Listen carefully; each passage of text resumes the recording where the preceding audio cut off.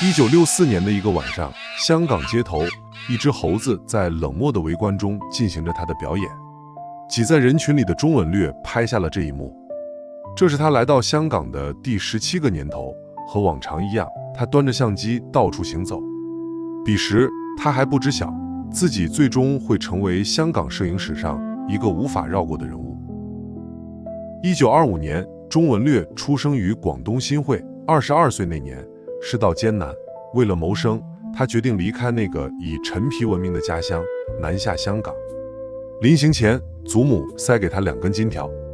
在动荡的40年代末，这笔钱足够在香港买下一处遮风挡雨的居所，换个安稳的一生。但他后来的选择却完全走向了另一条路。刚离开家门，钟文略徒步走了1周，挤上了一艘满载逃难人群的木船，渡过珠江口，终于抵达湾仔。踏上港岛，他没有急着安家置业，而是拿上金条作为学费，跟随徐悲鸿的弟子陈克纯学习绘画。一边学习，一边在戏院里当学徒画美术广告，好在这份工作包吃包住。几年的磨练，他从学徒变成了熟练的画师。1955年，钟文略进入了湾仔的国民戏院。此时正值粤语片的黄金时代，除了定期更换大幅的电影海报，日子渐渐有了余暇。也就是在戏院里那些相对清闲的午后，他终日与后台的明星剧照、电影肖像为伴。在成千上万次临摹光影的过程中，一种新的兴趣开始悄然滋长，那便是摄影。但对于每月收入只有60港元的他来说，这是一项昂贵的爱好。当时一台德国产的禄来相机售价要好几百块，为了这台机器，钟文略积攒了很久，还是没凑够钱。直到1957年，他再也按捺不住，决定和师弟各出200块，合力拿下这台相机。买相机的那天，柜台里的店员刚介绍完如何操控这台精密机器，钟文略就拿上相机，冲出店门，来到滨头花园。那天阳光正好，洒在水池里的莲花上，像泛起了一层金片。他对着那束光拍下了这张《花中君子》。这张处女作后来被不少报纸杂志刊登，让他信心大增，对摄影创作也更加着迷。在那一代香港人眼里，钟文略是个有点潮的人。他欣赏银幕上美国演员詹姆斯·迪恩那种叛逆而帅气的劲儿，便给自己起了个英文名 James。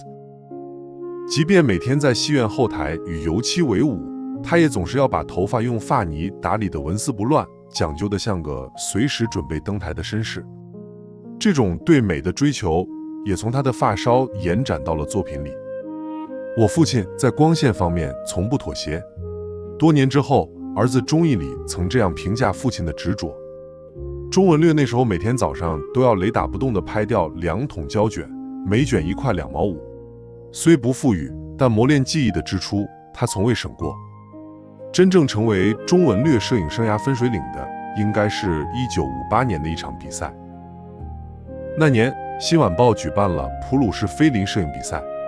为了参赛，钟文略陷入了一种近乎偏执的状态，每天提早起床，开工也挂着相机，哪怕是去粉刷墙壁的休息空档，他也要拉着太太和同学去光影里拍摄，在楼梯底下的阴影中思考那些极致的几何构图。然而到了交稿前夕，一个窘迫的难题横在眼前，他甚至凑不齐冲洗照片的费用。看着那些尚未显影的胶卷，钟文略做出了一个孤注一掷的决定。他走进当铺，将那台视若生命的禄来相机推到了柜台上。这是一场彻头彻尾的豪赌。好在他赢了。投稿的2张参赛照片悉数获奖，除了奖金，还有2部崭新的相机。钟文略拿到奖金后的第一件事，就是冲回当铺赎回那部老战友。随后，他将这部旧相机送给了当初和他凑钱买相机的那位师弟，以全情谊。从此，钟文略正式跨入了香港摄影学会的大门。随着名声渐起，钟文略对照片质感的追求也逐渐提高。普通照相馆的冲印水准已难入其眼，他索性将家中的浴室辟作临时暗房。每晚9点，确认4个孩子都洗完澡后，属于钟文略的时间才真正开启。在那间狭窄潮湿、充斥着药水味的方寸浴室，他熄掉灯，在幽微的红光中沉浸于显影液里慢慢浮现的世界。而在假日，钟文略则始终关注着天色的变化。只要阳光偏转，色温转正，他便会喊上一声去啦，带着儿子钟义礼从北角一路徒步至西环。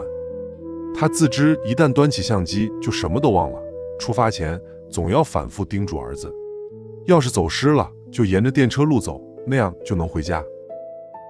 钟文略深爱着香港，除了扫街拍片，他也从不愿缺席这座城市的大小时刻。1959年的皇后大道中，他捕捉到访港的菲腊亲王在骑楼内挂满酱园海味店的招牌间，向街头拥挤的市民挥手致意。而在水荒笼罩的柴湾，他拍下了这位妇女守候纤细水流的石水南。这张照片最终斩获了香港国际摄影沙龙银奖。钟文略的人生履历就是一部写实的香港故事。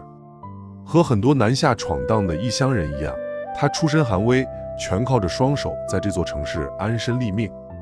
那些在烈日下流汗的身体，不仅是他镜头里的主角，也是他再熟悉不过的同路人。那年领取皇家摄影学会的大奖，在一众衣着考究的英国绅士中间，钟文略依然穿着他那条惯常的短裤。这种看似不合时宜的打扮，恰恰是他最真实的底色。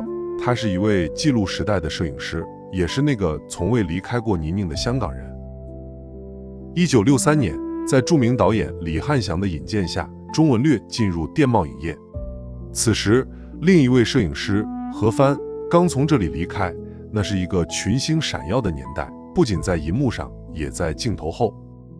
如果翻看那段时期的照片，你会发现钟文略、何帆、秋良、麦丰这些日后的香港摄影名家，常在同一个街头巷尾留下过似曾相识的光影。他们身处同样的时代洪流，却各有各的锋芒。有人偏爱极致的几何与诗意，有人痴迷市井的烟火与汗水。正是这种不约而同的记录，才合力拼凑出了那个时代最完整的香港。1968年，钟文略离开电影公司，在北角英皇道的华人百货公司旁边开了一家小型照相馆。此后的30多年里，他始终以摄影为生，直至1991年退休。